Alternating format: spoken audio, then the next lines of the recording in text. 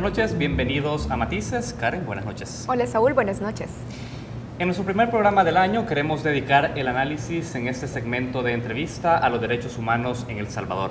Y es que el próximo 16 de enero se conmemoran 26 años de la firma de los acuerdos de paz y aún hay grandes desafíos para superar la impunidad respecto a graves crímenes y violaciones cometidos durante la guerra contra los derechos humanos. Así es, y además es muy importante decir que en el último cuarto de siglo las instituciones del sistema judicial y en general el Ministerio Público salvadoreño han sido cuestionados por entidades como la Corte Internacional de Derechos Humanos y otras organizaciones preocupadas por la ausencia de una pronta y cumplida justicia para las víctimas de las violaciones del pasado. Por eso hoy nos preguntamos qué tiene que decir el derecho internacional sobre la situación de El Salvador, qué desafíos deben ser superados por las instituciones de justicia salvadoreña para poner al centro de este debate a las víctimas, cuál es el rol de la sociedad civil ante esto y los medios de comunicación, ¿por qué no? Para analizarlo hoy nos acompaña Verónica Inestrosa, abogada senior del International Bar Association Human Rights Institute. Bienvenida, Verónica, a Focus. Muchas gracias, gracias por la invitación. Bueno, Verónica, bienvenida de nuevo. Queremos iniciar esta entrevista clarificando un poco sobre la organización para la que trabajas y también entender un poco cuál es el propósito de la visita a El Salvador. Entonces, vamos por ahí. ¿Qué es el International Bar Association y cuál ha sido su trabajo en el país? Gracias. Bueno, el International Bar Association, que en español la llamaríamos la Barra Internacional de Abogados, es una asociación a nivel mundial que reúne abogados y abogadas de todas las ramas del derecho. Tenemos 55,000 miembros, tenemos presencia global y también reunimos firmas de abogados y barras de abogados. La asociación se dedica a mantener diálogo de vanguardia sobre los diferentes temas que afectan a la profesión legal en las diferentes ramas del derecho. Sin embargo, yo trabajo para una organización dentro de la Asociación Internacional de Abogados. Yo trabajo para el Instituto de Derechos Humanos. El Instituto de Derechos Humanos es una institución independiente y autónoma de los miembros de la Asociación de la Barra Internacional y es mucho más joven. Tenemos 21 años, pero también tenemos presencia global y bueno, fuimos creados bajo la presidencia honoraria de Nelson Mandela con el interés de trabajar por los derechos humanos, de apoyar a la profesión legal en los retos que implica responder a graves violaciones a los derechos humanos y promover la independencia de la justicia a nivel global. Verónica, coméntanos más de la labor del Instituto en El Salvador. ¿Qué es lo que han venido haciendo? Sabemos que semanas atrás han desarrollado una serie de reuniones, de mesas redondas con debates especializados con diferentes actores en el país para hablar sobre el tema de graves violaciones a los derechos humanos cometidas en el pasado. Hablemos un poco de ese trabajo, de esta visita. Bueno, ha sido muy grato comenzar a trabajar en El Salvador. Nosotros tenemos presencia ya por varios años en diferentes países de la región, en México, en Brasil, en Venezuela, estamos comenzando a trabajar en Colombia. En El Salvador comenzamos el año pasado, mi primera visita fue en julio y justamente coincidió con la audiencia de rendición de cuentas de la ley que declaró anticonstitucional la amnistía. Porque vinimos porque veníamos haciendo seguimiento a la independencia de los jueces, de los abogados y a la situación de derechos humanos en general. Vimos en la decisión de la Sala de lo Constitucional sobre la amnistía una oportunidad increíble para El Salvador y quisimos venir a explorar con diferentes actores cuáles eran los retos, las oportunidades y de pronto de qué manera podríamos servir con el conocimiento del derecho internacional que tenemos.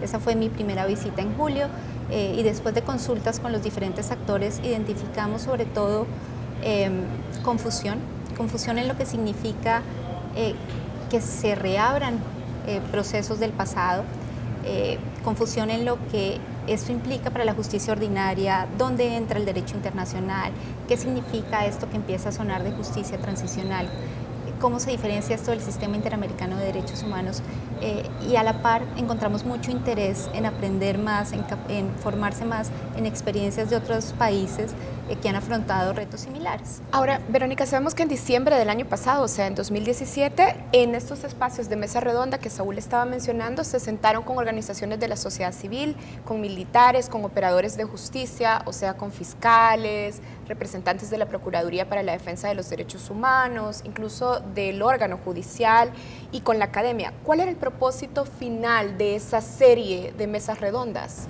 Claro, esa segunda visita fue producto de, digamos que de la evaluación inicial que hicimos de necesidades, que concluyó que deberíamos, uno, crear espacios de conversación, en que los salvadoreños y salvadoreñas trabajando en la profesión legal se escucharan unos a otros, y dos, ofrecer experiencias o reflejos de experiencias internacionales, de lecciones aprendidas en lo positivo y en lo negativo, para informar el proceso. Lo que queríamos era crear una base de conocimiento común entre las diferentes instancias que mencionas, para que pudieran tener una conversación, porque si todos tienen una información diferente, pues el diálogo realmente no fluye. ¿En qué nos centramos? Trajimos expertos en el tema de verdad, derecho a la verdad, derecho a la justicia y derecho a la memoria. En el marco de la justicia transicional hay otros derechos, pero nos centramos en esos, con un enfoque de género, y discutimos un poco lo que implica responder a esos derechos desde la labor de cada uno de estos actores. Muy bien, nos interesa, a propósito de los actores, hablar de uno en específico, y es que en los últimos meses del 2017 tuvimos el seguimiento del juicio que se abre contra la masacre del Mozote de 1981 en El Salvador, pero también la solicitud que hizo el IDUCA sobre reabrir el proceso judicial contra los autores intelectuales de esa masacre en el 89. Hay un actor, la Fuerza Armada, que señala abrir estos casos y buscar responsables dentro de la institución armada no lleva a ningún lado, es reabrir heridas del pasado. ¿Cuál fue la experiencia que tuvieron con el sector militar en estas mesas de ronda? ¿Había apertura? ¿Había intención de querer aprender de esta materia y generar inquietudes? Sí, lo que percibimos en general fue interés por conocer mejor el fondo de la justicia transicional, de la justicia restaurativa, de entender la responsabilidad individual y estatal que implican las violaciones de derechos humanos. Sentimos que había una preocupación general por entender de qué podrían ser responsables si cometieran violaciones a los derechos humanos en el marco de su labor. Pero también sentimos muchísima apertura, de verdad que muchas preguntas, muchos debates, muchas inquietudes, y percibimos la necesidad también de insistir en la base del derecho que está detrás de, digamos, estas decisiones que tú mencionabas en este momento. A veces sentíamos que la discusión, no solo con ellos, en general, se iba por la rama política. Digamos, queremos o no queremos, nos gusta o no nos gusta lo que está pasando. Entonces sí tratamos de enfatizar muchísimo cuál es la base legal de la discusión. ¿Podrías explicar esto cuando se va más por la rama política que por la jurídica? Porque, digamos, para dejar claro de qué estamos hablando cuando identificas, ¿eso es un enfoque político, eso es un enfoque jurídico? Claro, cuando la reflexión está más sobre, ¿por qué están abriendo este caso ahora y no aquel? ¿Por qué se está, o si es que se está haciendo una campaña, una señalización alrededor de un actor y no del otro?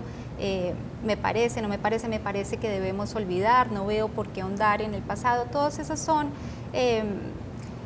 comentarios o son referencias de nivel político, porque en lo legal no se trata de si me gusta o no me gusta, o de si es este o es aquel. Es de la responsabilidad estatal de investigar todas las violaciones, y que finalmente son obligaciones a las que responde El Salvador por decisión propia, ¿no? Responde a tratados y a normativas a las cuales se suscribió por voluntad propia, y que hacen que tenga unas obligaciones frente a las víctimas de ciertas violaciones.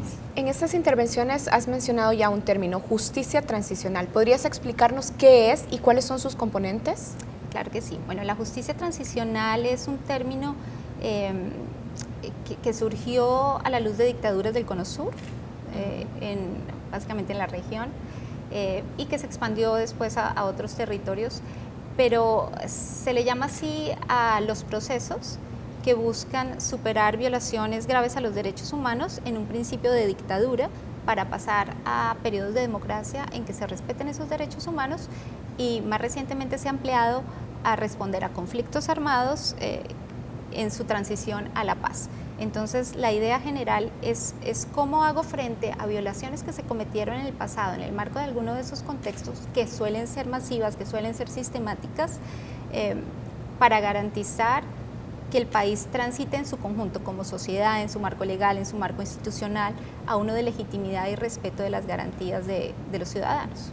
Ahora, ¿cómo se articula la justicia transicional como concepto, como sistema, con sus elementos, con el sistema tradicional de justicia que opera en los países? Claro, eso es una pregunta muy interesante. Todos tenemos derechos humanos y como ciudadanos todos tenemos unos derechos que han sido positivizados o están escritos en nuestros marcos legales, en nuestros códigos, en nuestras constituciones. Esos operan en todo momento y en todo lugar. Y estos componentes de la justicia transicional, que son verdad, justicia, reparación y no repetición, también llamados derechos de las víctimas, son un reflejo de estos mismos derechos humanos, pero que nos dicen, ojo, porque ya ha habido una violación inicial, tenemos que responder de una manera más integral para que realmente las heridas del pasado sanen. Y eso se hace a través de esto que se les llama también derechos de las víctimas. Entonces, básicamente se tiene que responder igual a la violación inicial, digamos. Hubo una masacre, entonces la violación son derechos a la vida, derechos a la integridad personal. Igual en el sistema de justicia tradicional y en el transicional hay que responder a esas violaciones como delitos, pero además hay que reconocer que porque se dejó un pasado sin responder, que porque ha pasado tiempo, que porque las víctimas no han podido hablar, hay que ofrecer unas medidas adicionales y hay que enfatizar en la verdad, y es que se haga una investigación de los hechos, que se establezca la situación, lo que sucedió, los autores. Hay que hacer un esfuerzo adicional por reparar, porque ya no basta con dar, por ejemplo, una compensación económica, ya hay que mirar más allá cómo ayudo a que la persona transite, y eso implica rehabilitación en muchos casos, apoyo psicosocial, medidas simbólicas de decirle reconocemos que esto sucedió, también medidas económicas la no repetición, que es decir, bueno, no queremos que esto le vuelva a pasar a usted como víctima, pero a la sociedad en su conjunto tampoco. Entonces son como unas medidas ampliadas, si se quiere. Muy bien. Verónica, tú has mencionado en tu exposición el rol que tiene que cumplir la sociedad en su conjunto para poder apropiarse de la idea de una justicia transicional. ¿Cómo se ve la experiencia en otros países para poder poner a la víctima en el centro del debate y desplazar a los actores políticos que estuvieron involucrados en un conflicto?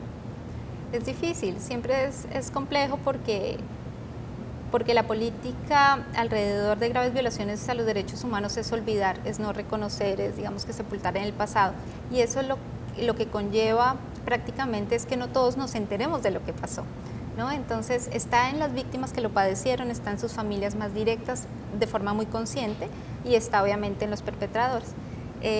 Cuando se empieza a buscar responder o se da la oportunidad de responder esas violaciones pasadas, la discusión suele ser así, entre perpetradores, entre víctimas, entre operadores de justicia, pero no con facilidad logra trascender al conjunto de la sociedad. Entonces no es sencillo, pero hay formas de involucrar a la sociedad si el discurso se vuelve más amplio, y ahí el papel de los medios, por ejemplo, me parece fundamental. ¿Cómo abrimos los ojos a que no solo las víctimas llevan un dolor por el silencio que digamos en tiempos de amnistía se ha dado, sino todos nosotros, ¿no? Como en este caso en El Salvador, la sociedad en su conjunto ha sido víctima, por ejemplo, de una obligación de olvidar, de no reconocer, y cómo nos involucramos todos para decir, este dolor no es de unas personas aisladas, este dolor es de todos, y de una u otra manera nos ha afectado. Entonces, claro, no es fácil, pero sí creo que la forma en que se comunica, la apertura del discurso, en que se centra la víctima y se habla de lo que sucedió y se cuestiona quiénes somos como salvadoreños, quiénes somos, qué nos hace salvadoreños, qué hace parte de nuestra identidad y cómo lo que sucedió nos ha marcado, pues es fundamental. Tuvimos vigente la ley de amnistía durante 23 años, de 1993 a el 2016, cuando fue declarada inconstitucional. Ahora, ¿identificás que a partir de la derogatoria, de la inconstitucionalidad de la ley de amnistía, nuestro país tiene capacidad institucional y también herramientas legales suficientes para establecer verdad y hacer justicia en estos casos de violaciones durante el conflicto civil? Yo te diría de la experiencia internacional que ningún país está completamente preparado en todos los sentidos para responder a esto. Digamos que son cajas de Pandora que se abren de un momento a otro Son muchas las víctimas que nunca han hablado, que no se tienen en los recuentos, que nunca se ha considerado, son muchos los dolores, son muchas las angustias. Y también te diría que la profesión legal, que juega un rol fundamental en establecer los hechos, no siempre está preparada para esto, porque se pasa por las facultades de Derecho estudiando otras ramas, pero no centrándose en cómo voy a responder a una desaparición forzada, y no a una, sino a 10.000. ¿Eso lo has constatado en el caso salvadoreño? ¿Ese análisis, ese diagnóstico lo has constatado? Claro, por supuesto, digamos, es general a la profesión del derecho y a todos los países. Hay que llegar, y creo que ahí la comunidad internacional juega un papel importante, a dar las herramientas necesarias de conocimiento del derecho internacional, que además es un derecho vivo, cambia y se ajusta a los retos de las sociedades. Entonces hay que estarse formando en llegar a dar la capacidad técnica, pero también siempre hay falencias en términos de capacidad de números, de capacidad institucional. A ver, nos decías que falta formación a los profesionales del derecho, pero tenemos las herramientas legales, tenemos un marco legal en El Salvador que nos permita responder a estos casos que estaban ahí guardando, digamos, silencio por la ley de amnistía. ¿Tenemos la capacidad legal, la capacidad institucional para enfrentarlos? Claro, el marco legal sí lo tiene. La Constitución de El Salvador reconoce la jurisprudencia de la Corte Interamericana de Derechos Humanos, los tratados que han firmado los incorpora al derecho nacional. Entonces ahí ya hay una base fuerte que nos dice que los graves crímenes de lesa humanidad, crímenes de guerra, tienen que pasar por la verdad, por la justicia, por la reparación, no pueden ser amnistiados, pero además la sentencia de la Sala de lo Constitucional recoge todos esos elementos y senta un precedente fundamental. Excelente. Verónica, tenemos que hacer la primera pausa de esta entrevista. Tenemos aún más preguntas que hacer en el marco de este importante debate. Gracias. Hacemos la pausa y enseguida volvemos con más matices.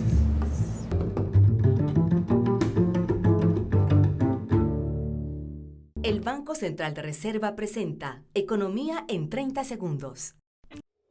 Con la implementación de la Ley de Supervisión y Regulación del Sistema Financiero, se le otorgó al BCR la función de crear y mantener actualizado el marco regulatorio para el sistema financiero, promoviendo un sistema financiero estable, transparente y moderno para el desarrollo económico de El Salvador. Banco Central de Reserva, desde 2011, regulando el sistema financiero. Esto ha sido Economía en 30 segundos. La verdad es la fuerza más importante de una sociedad. La verdad se comparte presentando los hechos con imparcialidad. La verdad la comparte un equipo comprometido, documentando cada momento clave de la historia. La verdad trasciende barreras y juntos tenemos el poder de compartirla. Compartamos juntos la verdad. Tu confianza en nuestro trabajo nos ha permitido compartirla durante 102 años. La prensa gráfica. Noticias de verdad.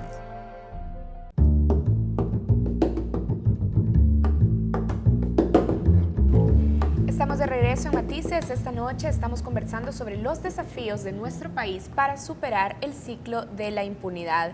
Y para esto estamos conversando con Verónica Inestrosa. Verónica Inestrosa es abogada senior del International Bar Association Human Rights Institute. Bueno, Verónica, ya en el bloque pasado estábamos hablando de cuáles son los retos para que se haga justicia y también articular la justicia transicional a los crímenes que hemos ido rezagando en la impunidad. Ahora, en nuestro país la ley de amnistía fue declarada inconstitucional hace 1 año y medio y hasta ahora solo se ha reabierto un caso, el caso de la masacre del Mozote ocurrido en 1981, y este proceso fue impulsado excepcionalmente por el juez de paz de San Francisco Gotera. Ustedes se reunieron con operadores del sector judicial en diciembre del año pasado. A partir de esa experiencia, ¿qué dirías que detiene a los operadores del sector justicia para tomar iniciativa o ser más ágiles reabriendo otros casos de crímenes que ocurrieron durante la guerra? No te podría decir que los detiene porque no tengo los detalles. sin duda, en todos los casos, como decía previamente, hay una cuestión de capacidad, pero también no le corresponde solo a los operadores judiciales, le corresponde también a los abogados, a los representantes de víctimas, a las víctimas mismas que impulsan estos procesos. Y esto hay que darle tiempo porque no es, bueno, se cayó la amnistía, hoy todo el mundo vamos a aplicar. Hay en la profundidad de la posibilidad de recordar y de reconocer, hay una falta de confianza de la población entre las instituciones. Esto pasa en todos los países. Entonces no es fácil y no se puede pedir que la gente de un momento a otro se acerque a pedir que se reabran sus procesos. Hay gente que ya no quiere, hay gente que no quiere volver a pasar por esto. A veces no es fácil entender cuál es la ruta de la justicia. Entonces, esto para decir que, bueno, que no es fácil, pero que no es solo responsabilidad de un sector y que por eso es importante hacer una invitación, un diálogo abierto en que se incluya a la gente y en la que se muestre que hay una decisión por mirar este pasado con seriedad y de respetar un poco a las personas que se acerquen a pedir justicia, ¿no?, en el proceso. Hace unos minutos tú confirmabas que estabas constatando en El Salvador digamos, unos vacíos de formación por parte del equipo técnico judicial en el país a la hora de atender graves crímenes contra los derechos humanos en el pasado. ¿Cuál debería ser, desde la recomendación de ustedes, la formación que debería tener el sistema judicial y el Ministerio Público salvadoreño a la hora de sensibilizarse en materia de crímenes sobre derechos humanos? Sabemos que en el país hay mucho tema por tratar del sistema judicial, pero en este caso particular, ¿hay como una propuesta de formación específica que debería de implementarse? ¿O cómo es que se busca en qué te capacito y en qué no? Bueno, la formación debe hacerse a lo largo de la cadena de justicia. Entonces, es cómo se documenta, cómo se recoge la información para mirar casos que no han sido aislados. Además, no tienes una desaparición, tienes varias, no tienes una masacre, tienes varias. ¿Cómo comienzo a recoger información de manera que pueda empezar a identificar patrones, por ejemplo? Eso hace parte de la estrategia de investigación y de la estrategia de documentación. ¿Cómo voy guardando las pruebas? ¿Cómo voy uniendo lo que tengo? Ya en la parte de judicialización es entender qué estándares internacionales hay para cada crimen y para cada crimen también hay diferencias. Cómo se investiga un caso de tortura es diferente a cómo se investiga o cómo se judicializa uno de desaparición. Y para esto hay protocolos, hay estándares internacionales, bueno, hay una cantidad de avances que facilitan la labor y que no siempre están a disposición de los operadores, pero también muchas veces porque están en inglés, digamos, hay muchas barreras ahí. Entonces es traer todo esto, y la otra parte que es muy importante es la sensibilidad social. ¿Cómo me aproximo a una víctima? ¿Cómo le hablo? ¿Cómo recibo su testimonio? Eso es crucial. Porque si no se hace con sensibilidad, si no se hace con empatía, puedes revictimizar a la persona y puedes hacer que se retracte de hacer parte de ese proceso. Pero ahora lo tienes, digamos, tú has dejado muy claro cuál es ese deber ser en el momento de implementar esta formación, pero cuando tú tienes diálogos con los operadores de justicia, identificas que en uno de estos puntos hay una situación más grave que atender que otra prioritaria, digamos, la accesibilidad a los documentos, gente capacitada técnica para poder sensibilizar. O sea, ¿identificaste como algo en prioridad en esa visita? Yo diría que hay necesidades en todos los frentes, pero algo que nos ha llamado mucho la atención es la necesidad de trabajar en el enfoque de género. Okay. Sentimos que no se ha mirado con detalle cuál fue la afectación particular que tuvieron las mujeres en el marco del conflicto armado. Y es que, digamos, requiere una mirada especial, la evidencia se recoge de una manera distinta, pero además porque no se ha visibilizado, porque tal vez se le ha dado prioridad a otras violaciones pensando que son superiores o más importantes. Las víctimas de pronto no han tenido espacio para hablar, tampoco para contar su historia. Y en el caso de violencia, por ejemplo, sexual, no es algo fácil de contar. No es algo fácil de contar si hay que contárselo a un hombre, por ejemplo. Si hay que contárselo a un hombre que hace parte de una cultura patriarcal o machista. Entonces, bueno, ahí hay una cantidad de ¿Y qué retos. desafíos específicos, entonces, en el caso de nuestro país, y me imagino que también serán comunes a otros casos latinoamericanos, debemos superar para visibilizar la violencia de género que ocurrió durante el conflicto armado? Porque el ciclo de impunidad es general para todos los casos de violaciones a los derechos humanos. Y además tenemos imperando una cultura patriarcal. Sí. Entonces, ¿cuáles son los desafíos? ¿Qué tenemos que afrontar para ponerlos sobre la mesa? Bueno, yo creo que lo primero es reconocer que que hay una afectación particular de las mujeres, de las niñas además, ¿no? Reconocerlo es un primer paso. El segundo paso es abrir espacios de confianza para que las mujeres sientan que pueden venir a hablar. En los países, digamos, los diferentes países adoptan medidas distintas para afrontar esto. En algunos son comisiones de la verdad, ustedes ya tuvieron una, pero en el informe de la Comisión de la Verdad no se habla del tema de la mujer en particular. Entonces, hay diferentes formas. Capacitación en formas artísticas, por ejemplo. En Colombia hay muchos ejemplos de mujeres que no querían hablar y terminaron expresándose a través de tejidos. Y hoy sus tejidos muestran la historia de las masacres. Ese es el caso de los tejidos de Mampuján, por ejemplo, de una masacre muy dolorosa de Colombia. Hay talleres en que las mujeres se abrazan, se escuchan.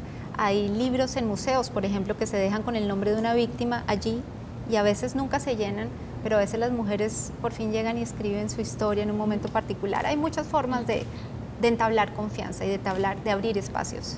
A propósito de los espacios de memoria, de estos espacios que podrían reparar algún daño del pasado, hay, digamos, en el debate ahora nacional una iniciativa liderada también por las Naciones Unidas para poder promover un gran espacio de la memoria en el país. Pero la discusión es cómo se conforma este espacio. Debe ser con el consenso del sector del ejército, la guerrilla y las víctimas, o cómo es la manera en la que se diseñan estos espacios para que puedan verse todos representados sin que se genere esta polarización política de la que hablamos en el primer bloque. ¿Sabes cómo se dan estos pasos para poder constituir un espacio de ese tipo?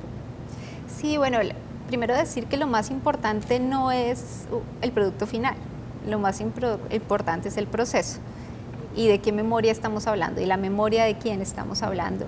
Y yo diría que algo que se repite en los ejemplos que conocemos es que primero se deben abrir espacios para que la gente de hecho se permita recordar, porque muchos no han tenido la oportunidad o no han querido hacerlo, se han encerrado en su dolor y bueno, si no hay disposición para escucharlos, pues no han ni siquiera hecho el esfuerzo. Entonces, más que empezar desde arriba, hay que empezar desde abajo, abriendo espacios de confianza, abriendo oportunidades, invitando al diálogo, a la reflexión, a recordar qué me pasó. Y una vez haya espacios se empiezan a crear esas memorias individuales que después van formando memorias colectivas, se puede hablar de una memoria histórica, pero no se puede empezar de una memoria final cuando no se han recogido las individuales. Si Verónica, ¿qué estrategia legal recomiendan para establecer la verdad en casos en los que hay pocas evidencias documentales y tanto las víctimas como los perpetradores, los victimarios, han envejecido o incluso han fallecido ya? ¿Qué estrategia legal hay que seguir en este caso o en estos casos? Bueno, más que estrategia legal, estrategia de documentación, ¿no? Ver que sí existe. Por nuestra visita nos enteramos que digamos, los archivos no son solo los oficiales. Hay organizaciones de derechos humanos que tienen documentos muy importantes. A veces se encuentra evidencia en libros personales que las personas han escrito, en los relatos, en lo que nos puede decir las otras personas de la comunidad. Una de las expertas que trajimos nos decía que en el caso de violencia sexual, por ejemplo, cuando las mujeres en el Perú no querían hablar, le preguntaron a los hombres: ¿ustedes creen que acá hubo violencia, que hubo violación? Y ahí encontraron respuestas. Entonces es una forma, es ser creativo en la forma de investigar, es ser muy diligente en la forma de documentar, es ser abierto a qué es un documento que me dé evidencia. Es tener una mirada más de contexto que de caso individual, porque el contexto a veces nos lleva a lo individual. No estoy diciendo que uno sea más importante que otro, pero a veces cuando por las piezas del rompecabezas entendemos más qué fue lo que sucedió, quién lo hizo, cómo lo hizo, cuáles eran los patrones que se repetían, eso nos permite establecer verdades individuales. Sí, yo creo que lo más importante es mirar cómo se investiga, pero cómo se documenta. No hay detalle pequeño. lo que nos dicen las experiencias internacionales, que es que detalles muy pequeñitos, y la experta del Perú que traíamos nos decía que en el caso del Perú las mujeres siempre decían que después de la detención las llevaban a la playa. Todas, si nos tocaba ir a la playa y terminamos en la playa, y no, pero ¿qué es la playa? Cuando vieron que todas decían que terminaban a la playa, que las llevaron a la playa, se dieron cuenta que era ahí donde ocurría la violencia sexual, pero ellas no lo podían expresar en sí mismas. Entonces no hay detalle pequeño. Muy bien, tenemos que ir avanzando ya en la entrevista, estamos casi al cierre, pero retomando el aspecto sobre el rol de la sociedad civil, ¿cómo hacer visible la voz de las víctimas en un escenario donde predomina quien perpetuó este hecho? Es decir, cómo al final de una masa muy amplia de víctimas sobre una gran masacre puedes hacerla visible ante la sociedad para que esa voz sea legítima y se centre en el debate sobre esto. ¿Hay una experiencia que se pueda recuperar o alguna lección aprendida sobre eso? Bueno, las cortes internacionales suelen recomendar en el marco de reparaciones simbólicas que se creen monumentos, que se creen que se restituya el buen nombre, que se enseñe en los colegios, que se incluya en los manuales de formación lo que pasó y que se recoja esa verdad. Yo creo que eso es muy importante, comenzar a incluir esto en lo que se aprende en el colegio, en lo que te enseñan. Yo no sé acá, en Colombia yo nunca aprendí del conflicto armado en mis años de colegio, eso es una forma. Pero la otra es, de nuevo, desde el discurso, y desde cómo se habla de justicia transicional, incluir a toda la sociedad. Y en cada proceso y en cada paso de la justicia, escuchar qué quieren las víctimas. Tú decías en algún ejemplo al comienzo, tal vez en nuestra discusión anterior, que se pueden dar concesiones en términos de justicia. Y tal vez esto es una reflexión interesante para cerrar. Lo más difícil de la justicia transicional es encontrar el balance justo entre qué, entre verdad, justicia, reparación y no repetición. Pero ese balance justo no lo da la sociedad. Es el balance con el que la sociedad puede vivir, y principalmente las víctimas, con el que dice: yo siento que aquí se hizo justicia y yo puedo transitar. Entonces eso es un diálogo nacional.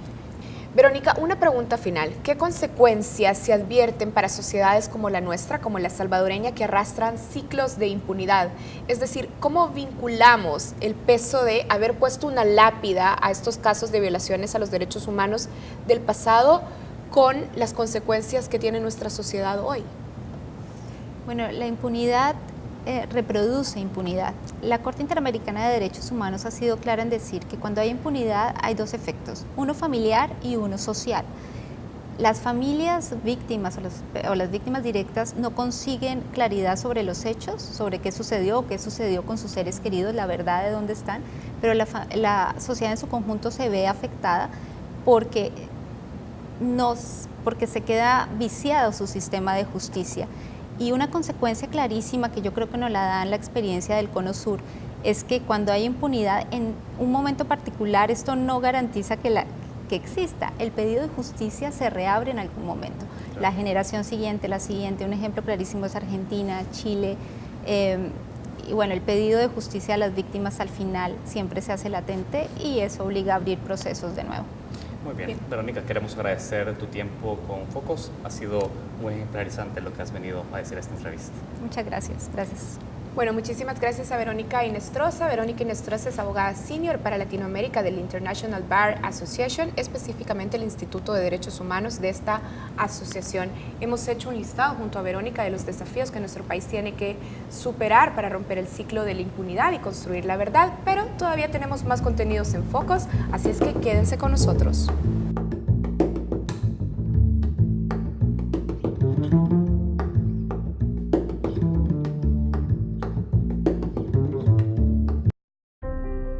La verdad es la fuerza más importante de una sociedad. La verdad se comparte presentando los hechos con imparcialidad. La verdad la comparte un equipo comprometido, documentando cada momento clave de la historia. La verdad trasciende barreras y juntos tenemos el poder de compartirla. Compartamos juntos la verdad. Tu confianza en nuestro trabajo nos ha permitido compartirla durante 102 años. La prensa gráfica, Noticias de verdad.